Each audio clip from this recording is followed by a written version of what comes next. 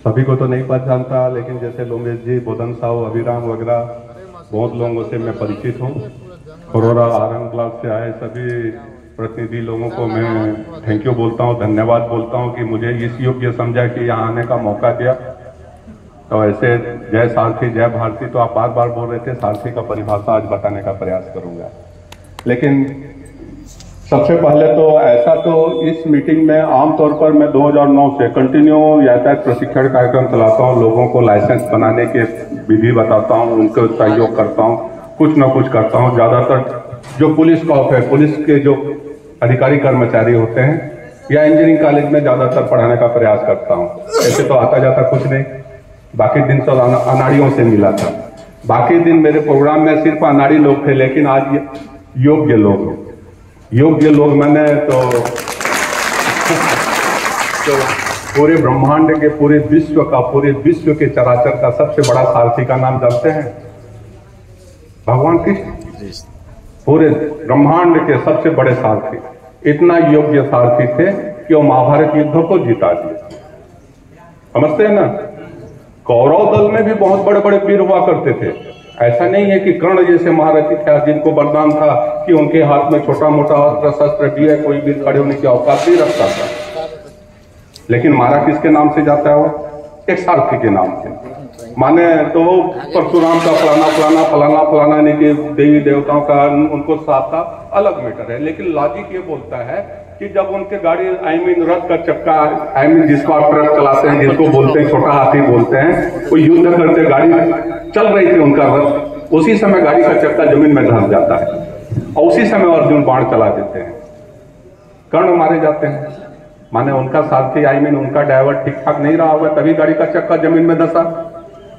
माने उनका ड्राइवर ठीक ठाक रहता और गाड़ी का चक्का जमीन में नहीं धंसता तो महाभारत का रिजल्ट दूसरा होता। तो मैं चाहूंगा सभी कि दोस्तों से, सभी मेरे ड्राइवर चालक बंधुओं से कि आप योग्य भगवान कृष्ण टाइप के सारथी बनाए, चाहे तो युद्ध जिता सकते हैं, चाहे तो युद्ध हरा सकते हैं। मेरा कि एक निवेदन करना चाहूंगा कि पिछले साल भी इसी कार्यक्रम में मैं उपस्थित हुआ था। इसमें कितने पर्सन उपस्थित थे? अच्छा, कोई बात नहीं, मैंने कुछ बताया होगा, कुछ भूल गए होंगे, फिर भी मैं रिपीट करना चाहूंगा।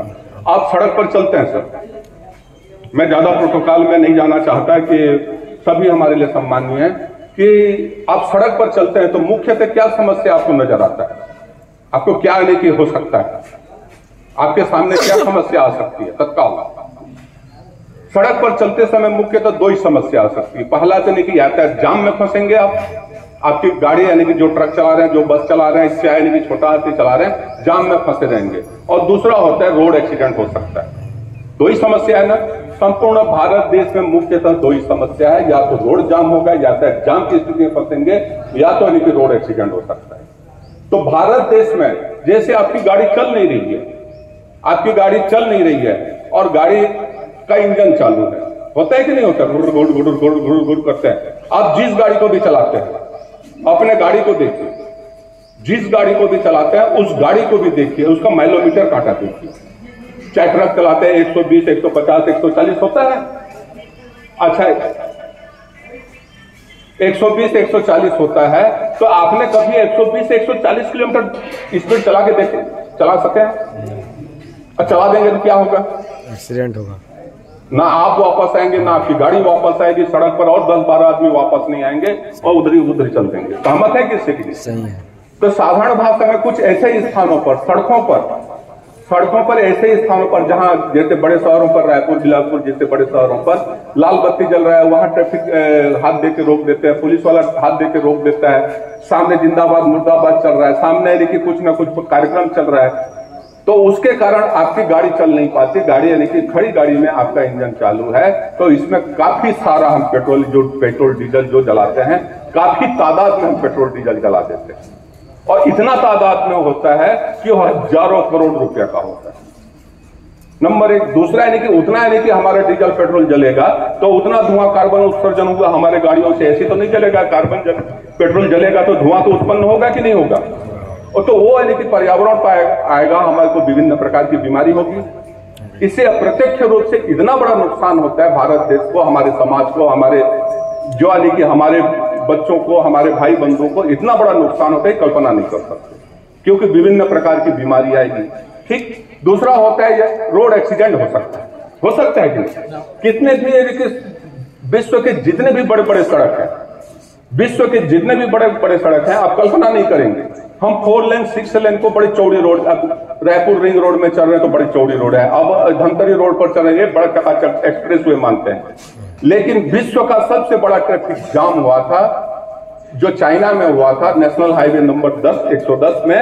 तो उस सड़क जो है उस 32 लेन की रोड है, इस साइड 16 लेन, उस साइड 16 लेन, उस सड़क पर सबसे बड़ा ट्रैफिक जाम हुआ था। और जितना भी यानी कि बढ़िया सड़क क्यों ना हो, जितना भी बढ़िया रोड क्यों ना हो, और जितना भी बढ़िया यानी कि ड्राइवर क्यों ना हो, एक्सीडेंट हो सकता है। और सकल भारत देश में एक साल में तकरीबन 5 लाख रोड एक्सीडेंट होते हैं, 1,70,000 से ऊपर लोग मारे जाते हैं, तकरीबन 4.5 लाख पौने 5 लाख लोग गंभीर रूप से घायल होते हैं। इस मीटिंग में, इस कार्यक्रम में जितने भी आए हैं देखिए, इस कार्यक्रम में जितने भी लोग आए हैं देखिए, सभी मेरे ख्याल से लगभग यानी कि परिवार का कमाने वाला व्यक्ति है कि नहीं है। ऐसे सड़क पर जो भी चलता है, चाहे नौकरी पर जा रहा है, चाहे कहीं जा रहा है, या तो जवान व्यक्ति होता है या तो स्टूडेंट माने विद्यार्थी होता है, किसी स्कूल कॉलेज में पढ़ रहा है, सबसे भारत देश में सबसे ज्यादा मारे जाने वाला व्यक्ति या तो जवान व्यक्ति है, माने परिवार का कमाने वाला व्यक्ति है, या यानी कि स्टूडेंट है, माने वर्तमान मारा जाता है, हमारा जो वर्तमान है, जो कमा रहा है, और हमारा भविष्य जो आने वाला है। भाई आप प्रतिदिन जिंदगी भर हजारों साल, सैकड़ों साल तक थोड़े गाड़ी चलाएंगे क्या? हम लोग कभी ना कभी आप होंगे कि नहीं होंगे, हमारे जगह पर दूसरे लोग लेंगे। तो हमारा भविष्य मारा जाता है, हमारा वर्तमान मारा जाता है। यदि सकल रोड एक्सीडेंट और यानी कि यातायात जाम की स्थिति में देखेंगे तो भारत देश का कुल जीडीपी का, जो यानी कि भारत जैसे परिवार का टोटल कमाई नहीं बोलते हैं,